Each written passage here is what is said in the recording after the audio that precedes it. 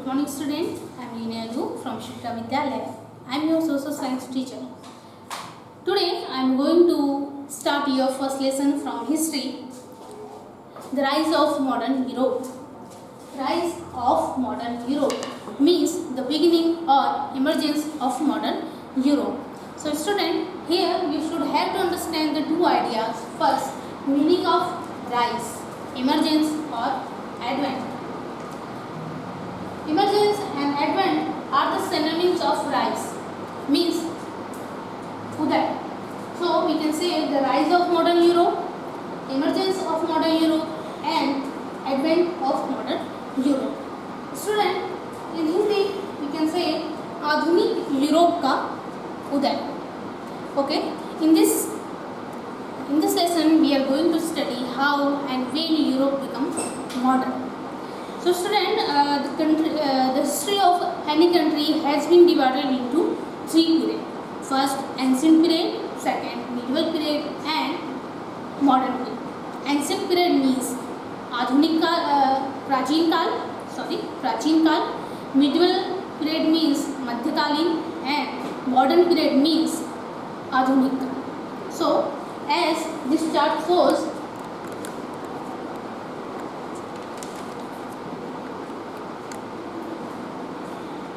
history has been divided into three periods.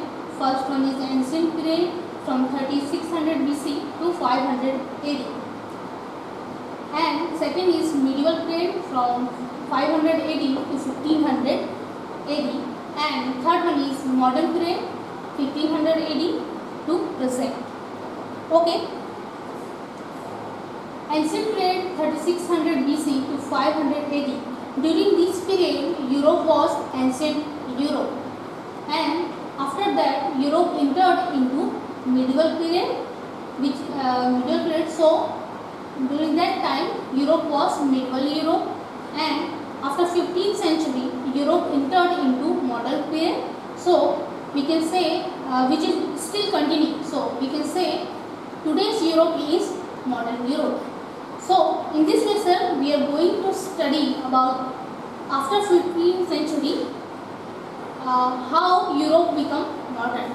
So student, India entered into modern period little later in 17th century. So student, we all know that all the countries of world passed through two periods, that is ancient and medieval, before becoming modern. Okay student, and we can say, before we are going to study how and when Europe become modern and what are the features of modern Europe, I would like to explain the basic of division of these three periods, that is ancient, medieval and modern. Okay, the basics of this division is political, economical and social changes took place during this period, means social, political and economical changes of ancient period and the political, economical and social changes of medieval period and the political, social and economical changes during modern. So student, what is the meaning of political, economical and social changes?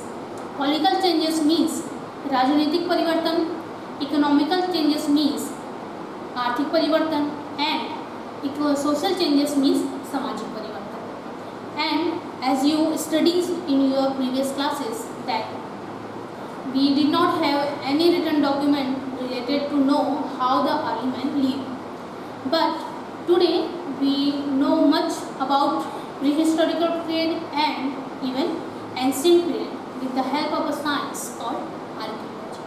आप सभी पहले classes में पढ़ चुके हैं कि हमारे पास पहले एंशिएंट टाइम में कोई भी रिटन डॉक्यूमेंट्स नहीं थे ये जानने के लिए कि अर्ली मैन कैसे लिव करते थे, कैसे सर्वाइव करते थे. हमें बहुत बाद में आज के डेट में हमको पता चला कि कैसे अर्ली मैन फूड गैदर थे, हंटर थे, और ये सारी चीज़ें इन्फॉर्मेशन जो चीज़ें हमें मिली वो हमको आर्कियोलॉजी के हेल्प से मिली. Now the question is, what is archaeology?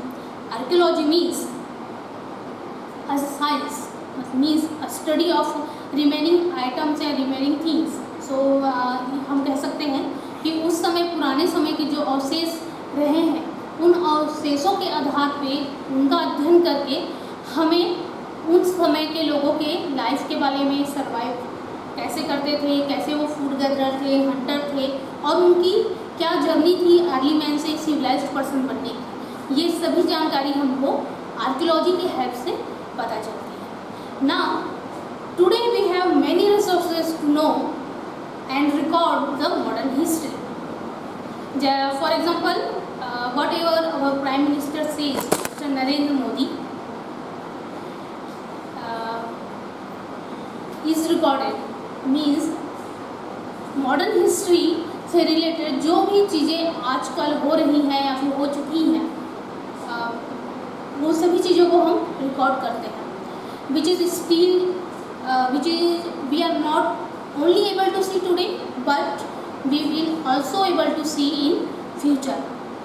Even 100 and 500 years later वो जो चीज़ें आज हम रिकॉर्ड कर रहे हैं वो सभी चीज़ें हम आज भी देख सकते हैं, और आने वाली जनरेशन भी उस सभी चीज़ों को देख सकती है, और आज के टाइम के सर्वाइविंग फैक्ट, इन्वायरमेंटल सभी चीज़ों की इंफॉर्मेशन हमको होगी, क्योंकि आज हमारे पास इतने सोर्सेस हैं कि हम उस मॉडर्न हिस्ट्री को रिकॉर्ड कर सकते हैं। So student,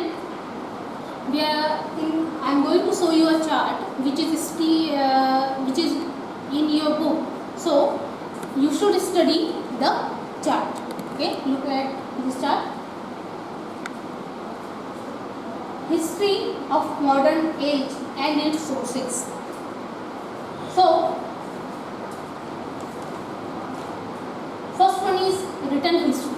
Written history means लिखित इतिहास, means हमारे पास जो भी written documents हैं वो सभी आपकी हिस्ट्री, रिटन हिस्ट्री की कैटेगरी में आता है। And the next one is verbal history, means hourly, मतलब मौखिक इतिहास। हम जो भी चीज़ें मौखिक रूप से कहते हैं, जो एक जनरेशन दूसरी जनरेशन को पास करती है, जैसे रिचुअल्स हो गए या फिर कोई परंपरा, ये पीढ़ी दर पीढ़ी चलती है, ये भी आप एक तरह से आपकी हिस्ट्री का पार्ट है जिसे वर्बल हिस्ट्री में रखा गया है। And third one is modern communication, means आधुनिक संचार। And the last one is modern architecture. Modern architecture मतलब आधुनिक स्थापना। Okay student, in written history you have 3 points. First one, different literacy, compositions, biography, memories and notes. Different literacy compositions means साहित्यिक रचनाएं। साहित्यिक रचनाएं मतलब हमारे पास जितने भी साहित्य से रिलेटेड जो रचनाएं हैं, जो संग्रह है, वो आपके लिटरेसी कंपोजिशन में आता है। And the next one is biographic memories, जीवनी संस्मरण, मीन्स किसी के जीवन की कहानी। एंड यहाँ पे हम आप एग्जांपल ले सकते हैं महात्मा गांधी का। उन्होंने इंडिया को आज़ाद करने के लिए क्या क्या किया, उनकी क्या लाइफ स्टोरी रही थी, ये सारी आज हमको पता चलती है क्योंकि उनकी जीवनी की संस्मरण या उनकी आत्मकथा हमारे पास है। तो उनकी आत्मकथा पढ़ने से हम उनके लाइफ की स्टोरीज़ के बारे में देख सकते हैं और उनके दृष्टिकोण से भारत के संघर्ष को भी हम जान सकते हैं। And the last one is novels. Novels means उपन्यास।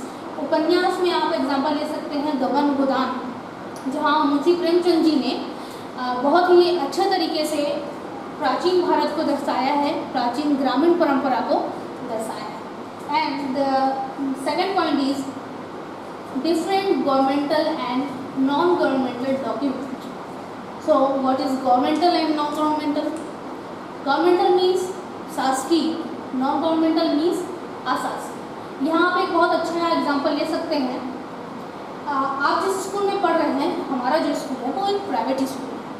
तो आपके स्कूल में आपके क्लास 1 से लेके क्लास 10 तक, जब तक आप इस स्कूल में हैं तब तक के आपके complete document, complete record school में होता है, ताकि आपको अभी इन फ्यूचर कभी भी उस डॉक्यूमेंट की ज़रूरत हो, जो इमरजेंसी में आपको चाहिए, तो आप कभी भी स्कूल से निकाल सकते हैं। तो ये जो रिकॉर्ड हम मेंटेन कर रहे हैं और जो डॉक्यूमेंट आपके हमारे पास हैं, वो एक नॉन गवर्नमेंटल डॉक्यूमेंट है। जैसे आपको पता है आपके स्कूल के सामने ही तहसील ऑफिस है, वहाँ आपके जमीन से रिलेटेड आपके जन्म प्रमाण पत्र, आपके एरिया का जितना भी रिकॉर्ड होता है, ये सभी रिकॉर्ड जो होते हैं वो तहसील ऑफिस में रिकॉर्डेड होता है। तो वो एक तरह का किस तरह का रिकॉर्ड है, गवर्नमेंटल रिकॉर्ड है, means governmental document. Now the second point is letters.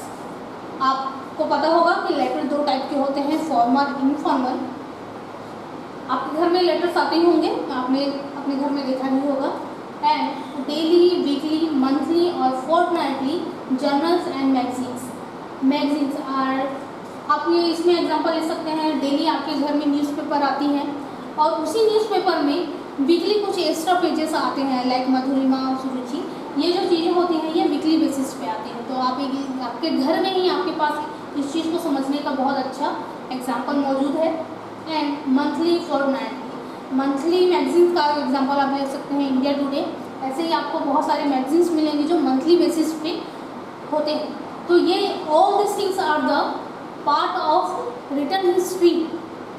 And the last one is religious literature by different religious son, thinkers और रिलीजियस इंस्टीट्यूशनल पब्लिशर। मीन्स जो धार्मिक गुरु होते हैं और धार्मिक संस्थाएं होती हैं वो अपने धर्म से रिलेटेड पत्र पत्रिकाएँ या फिर बुक्स पब्लिश करती हैं, जिससे हमें उनके रिलीजियस के बारे में इंफॉर्मेशन मिलती है। यहाँ पर आप बहुत अच्छा एग्जांपल ले सकते हैं रामायण, जो एक तरह का हिंदू ग्रंथ है जिसे वाल्मीकि जी ने लिखा था। आगे चल के इसे 16वीं सेंचुरी के समय तुलसीदास जी ने इसे अरबी भाषा में लिखा, जिसे आज हम हिंदी में ट्रांसलेट करके पढ़ते हैं। आप हर किसी के घर में रामायण होंगे, वो एक हिंदू ग्रंथ है। एंड